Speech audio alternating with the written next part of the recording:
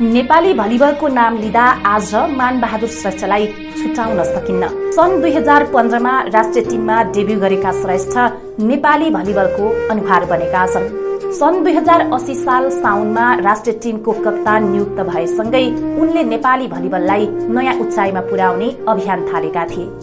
नेपालले 19औं एसियाडमा प्रतिस्पर्धा गर्दा श्रेष्ठको नेतृत्वमै टिम मैदानमा उत्रिएको थियो। उनी 2 पटक एसियन गेम खेल्ने दुर्लभ नेपाली भलिबल खेलाडी मध्ये एक हुन्। नेपाली भलिबलका चम्किला तारा मानबहादुर श्रेष्ठ अस्ट्रेलियामा छन्। नेपाली राष्ट्रिय टिमका पूर्व कप्तान श्रेष्ठले अघिल्लो वर्ष नै भलिबल टिमबाट औपचारिक रूपमा सन्यास लिँदै अस्ट्रेलिया पलायन भएका हुन्। करिब 1 दशकसम्म राष्ट्रिय टिमको हिस्सा रहेका श्रेष्ठले 2080 साल साउनमा टिमको कप्तानी सम्हालेका थिए। उनी नेपाली पुरुष भलिबल टिमका दुर्लभ खेलाडी मध्ये पर्छन्, जसले 2 पटक एसियन गेम एसियाड खेल्ने मौका पाए।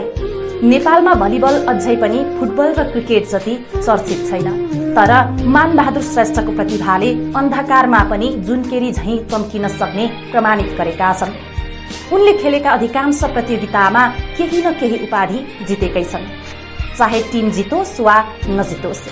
व्यक्तिगत रूपमा भने श्रेष्ठले आफ्नो छवि चम्काउँदै आएका छन्। मालदिभ्समा आयोजित 4थो एसियाली सेटरल जोन भलिबल प्रतियोगितामा मालदिभ्सका स्टार खेलाडी ओली हुजामले मोस्ट भ्यालुएबल प्लेयरको उपाधि मानबहादुर श्रेष्ठलाई समर्पण गर्नु यसको ठोस उदाहरण हो। हुजामले उपाधि लिँदै भनेका थिए, यो उपाधिको साँचो हकदार तिमी हौ।